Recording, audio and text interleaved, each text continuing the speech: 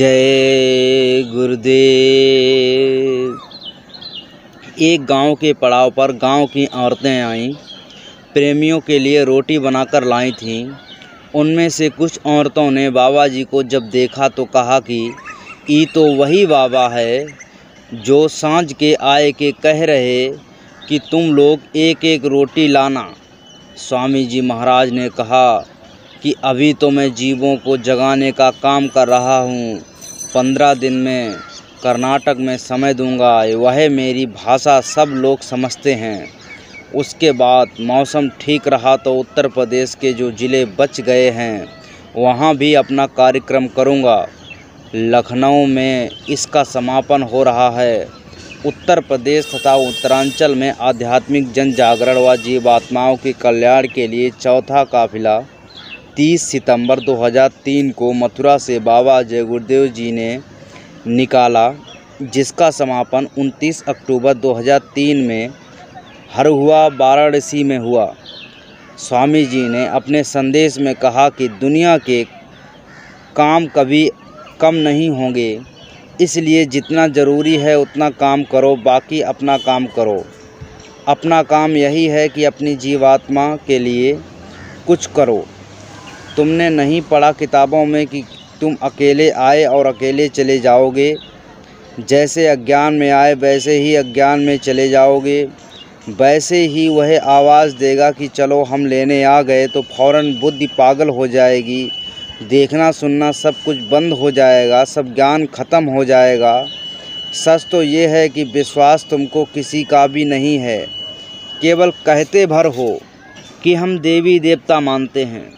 बस देखा देखी करते हो और कुछ भी नहीं। एक महात्मा जी थे, उनके पास एक आदमी आया और कहने लगा कि हमारे पास कोई रोजी रोजगार नहीं है, कहीं काम धंधा नहीं मिल रहा है। आप कृपा कर दीजिए, कोई काम मिल जाए, रोजी रोटी चले। उन्होंने पूछा कि एक बात बताओ, जो हम कहेंगे वो करोगे? उसने कहा कि हाँ, लेकिन रोजी रोटी मिल जाए। उन्होंने कहा कि अच्छा, तुम पर्चियों पर राधा कृष्ण राम सीता लक्ष्मण आदि नाम लिखकर इस लोटे में डाल दो, फिर उसमें से पर्ची निकाल कर हमको दो। उसने एक पर्ची निकाली और उसमें लिखा था चोरी करो। महात्मा जी ने कहा कि जाओ चोरी करो। वह आदमी चोरी करना तो जानता नहीं था। वह चला तो चोरों का एक काफिला जा रहा था। उनके सरदार के पास गया और बोला कि हमें अपने काफिले में ले लीजिए, हम भी चोरी करेंगे। सरदार ने उसको रख लिया। एक काफिला यात्रियों का जा रहा था। सरदार ने कहा कि जाओ इस काफिले को लूटो। वो गए और काफिलों को लूटा और सेठ को पकड़ लाए। सरदार ने उस आदमी से कहा कि इस सेठ की गर्दन उड़ा दो।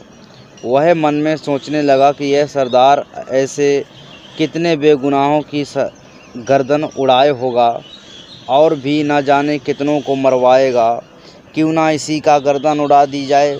ऐसा सोचकर वह तलवार लेकर आगे बढ़ा, लेकिन एक ही झटके में ऐसा पलटवार किया कि सरदार की गर्दन धड़ से अलग हो गई। उसके साथी घबरा गए, सोचने लगे ये तो सरदार से भी तेज है, हम लोगों को भी मारेगा। वो भागने लगे तो उसने सबको बुलाया और कहा कि तुम हमसे डरो मत। तुम इस सरदार के कहने पर गुनाह करते थे। ये धन जो लूट का है उसे तुम लोग आपस में बांट दो और कोई धंधा शुरू करो। मुझे इस लूट का एक पैसा नहीं चाहिए। सेठ बड़ा खुश हुआ। उसने कहा कि तुमने मेरी ज़िंदगी बचाई है, इसके बदले मैं तुम्हें अपना मैनेजर बनाता हूँ। तुम मेरा काम देखोगे, तुम्हें हर तरह की सुविधा मैं दूंगा। तो कहने का मतलब है कि महात्माओं की वाणी कहाँ कैसे फल जाए तुम नहीं समझ सकते। ये उनके वचन हैं। तुम लोग जल्दी जल्दी में आते हो, बात सुनोगे नहीं, अपनी ही कहते रहते हो। हमारी बात तो तुम क्या सुनोगे।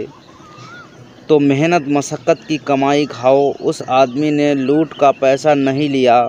अन्न का बड़ा असर होता है, उसका असर भजन ध्यान पर भी पड़ता है, भजन को खराब कर देता है। गुरु का काम है ठगों से बचाना। जो तुम अपना समय दुनिया वालों के साथ बेकार की बातों में बर्बाद करते हो, उसको तुम बचाकर भजन में लगा देते। शंका बड़ी ख़राब चीज़ है। शंका करने से समाज बिगड़ जाता है, परिवार बिगड़ जाता है, जातियाँ बिगड़ जाती हैं, देश बिगड़ जाता है। एक मौलवी साहब थे, वो स्वस्थ थे, बीमार नहीं पड़ते थे, बच्चों को बहुत अच्छा पढ़ाते थे। बच्चों ने मन में सोचा कि मौलवी साहब रोज़ आते हैं पढ़ाने, कभी भी हम लोगों को छुट्टी नहीं मिलती, तो कुछ करना चाहिए। बच्चों ने आपस में सलाह मशवरा किया। दूसरे दिन मौलवी साहब आए तो एक बच्चे ने कहा कि मौलवी साहब, आपकी तबीयत तो अच्छी है। उन्होंने कहा कि हाँ। आगे बढ़ा तो दूसरा बच्चा मिला, उसने कहा कि मौलवी साहब, आपका चेहरा क्यों उतरा हुआ है, क्या तबीयत ख़राब है? मौलवी साहब ने कहा कि नहीं। और आगे बढ़े तो एक बच्चे ने कहा कि मौलवी साहब, क्या बात है, आपका चेहरा पीला क्यों पड़ रहा है? मौलवी साहब कुछ सोचते हुए आगे चले गए। फिर एक बच्चा मिला और कहा कि मौलवी साहब, आज आपको क्या हो गया है? आपकी चाल धीमी हो गई है, आपके चेहरे पर उदासी दिख रही है, क्या कोई परेशानी है? मौलवी साहब को ये शंका हो गई कि उनको कोई बीमारी हो गई है। उन्होंने स्कूल छोड़ दिया और घर चले गए। अपनी देवी से बोले कि जल्दी चारपाई बिछाओ, मेरी तबीयत बहुत ख़राब हो गई है। पत्नी घबरा गई कि अच्छे खासे गए थे, एकाएक कौन सी बीमारी लग गई। तो उन्होंने शंका हो गई। शंका का कोई इलाज नहीं, कोई दवा नहीं। इसी तरह घर परिवार में, जातियों, समाज में, देश और परमार्थ में अनेक तरह की शंकाएं पैदा कर दी गईं। इसीलिए किसी को समझ में नहीं आ रहा है कि देश कैसे चला जाएगा। इसीलिए महात्माओं के चरणों में जाओ, वो आपको सही नसीहत देंगे, सही राह बताएंगे।